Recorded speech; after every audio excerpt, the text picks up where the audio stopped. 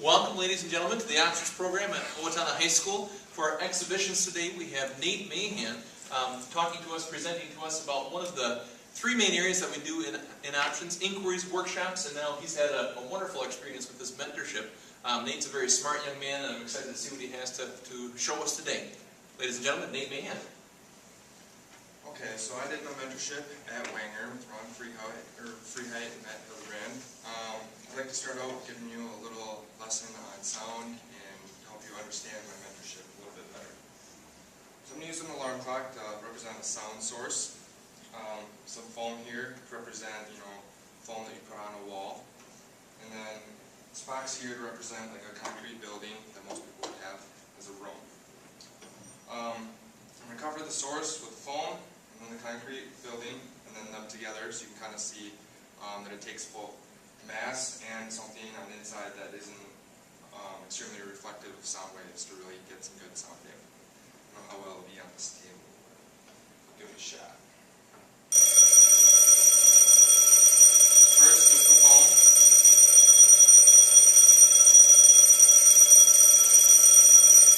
Then the mass. And that helps quite a bit. You can still hear how it's kind of bouncing off. It's not really, you can hear the waves pretty easily. We'll go and put them together.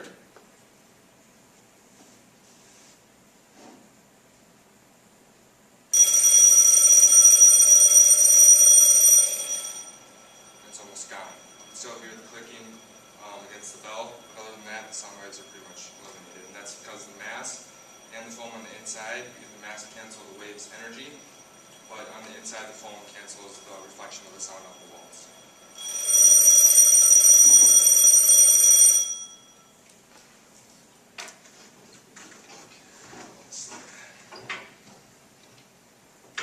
So as you can see, my mentor's sitting out here.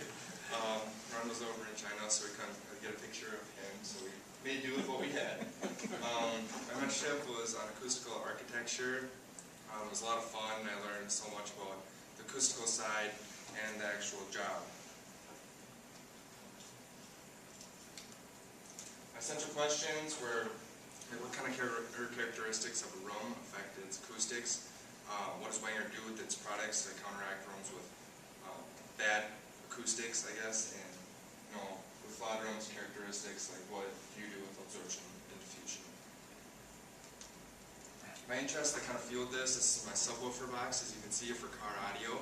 I also play violin and sing in the choir, so I have a really strong musical background. We did research out of Architectural Acoustics, a book that Ron was so gracious to give to me.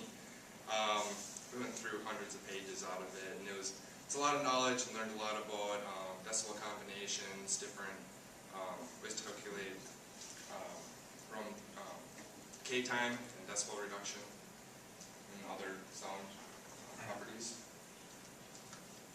Our time use, we were always busy, either working on homework, testing, talking about the job itself, talking about colleges and schooling that I should be looking at. Even though we were busy, it was still a lot of fun.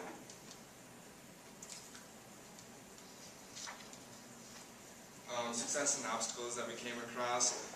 We were using a computer program that didn't want to work right away with the template that we had to use.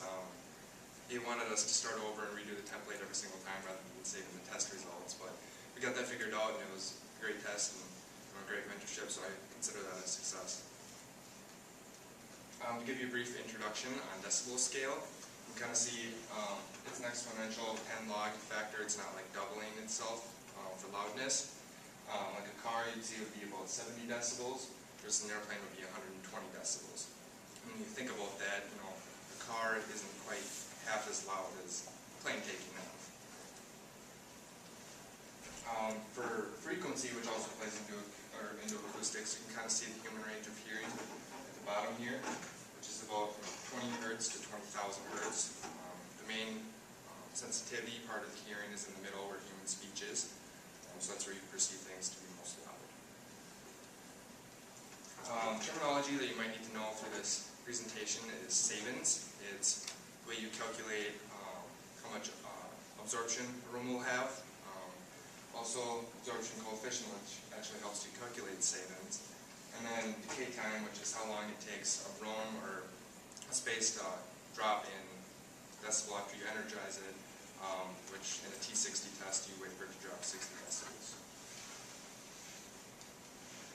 The first lab that we started out with, getting used to the C423 test, was with some packing blanket that Wenger uses. We tested the decay time of the room, the absorption coefficient, trying to figure out how many savings it would add to the room if we put the blankets in versus the first without blankets. Calculations that we had to do for that, for savings, we had to calculate the volume of the room and how much absorption coefficient each wall would have out of the material that it's made out of. That would give you the savings. Decay time is time equals the volume of the room divided by the amount of savings that you have. And then decibel reduction is what you can do after that, which is the 10 log scale again. And you do your second test, which would be with the blankets, or your first test without any of the blankets in it, and that gives you the amount of decibel reduction, which was about 6. To energize the room, we used a speaker playing the pink noise, which is basically across the human range of hearing. It wanted to keep a steady level of energy to energize the room, which we energized it to about 100 decibels. We had to use a thermometer and barometer to measure the temperature and air pressure, because that directly affects sound waves. The warmer it is, faster waves can travel, which would affect our test results. That's the packing blanket that we used, increased the savings of the room by 4.2. The more savings something has, the more absorptive it is. The microphone that we used, we had to calibrate it with 110 decibel tone. You put it up to your ear and it doesn't really sound like 110 decibels, but the way the computer sets the gains on the amp for the microphone, I guess it figures it out somehow. The actual test results, as you can see here, red would be our base test with nothing in the room. Blue would be with the blankets in the room. We kind of look at the 1,000 range, per range here, and down. That kind of gives you a general feeling of how well and how much absorption the blankets had. You can see it had about 4.5 savings, 4.2 as I said before. But across the range at like 150 decibels here, we really can't use that in our test results because the room that we use is too small to reproduce the larger sound waves, which the lower you get in the frequency range, the more energy and the wider the wavelength is for a wave, so it can't be reverberant on walls that are too small to capture the whole wavelength. Reverberation time. Again, red is the first test, blue is the second test. You can see it dropped significantly with the blankets in there. I think it dropped about 2.5 seconds, something like that, second and a half. Again, looking at the 1,000 hertz range, canceling out the 150 below. So that's what those did. Absorption coefficient NRC. NRC is basically canceling out the top and bottom hertz ranges and doing an average of the middle 4, and that gives you what you see on like these high lanes for how much noise they cancel out. It's not super accurate, but it's kind of a general thing, so you don't have to zoom in on all the results. And the absorption coefficient, you can see across the board at different frequencies. As you went higher, it cancels more because you don't need as much mass to capture that energy. For the reverberation time and noise reduction, in our first test, here you can see it started out at 100 decibels with the same amount of energy as our second test, where that started out just about 90 decibels. And it took 4 seconds for the first test to get down 60 decibels, and for the second test, it took about 2.5 seconds to get down 60 decibels. And the blankets started canceling out the initial energy as they were in the room, so it wouldn't start at such a high decibel rate, even though the same amount of energy was being pumped into the room. Okay, so this is what we kind of use for our micro-perf test. It's a new material that Wenger is looking at for some of their practice rooms, some of their paneling.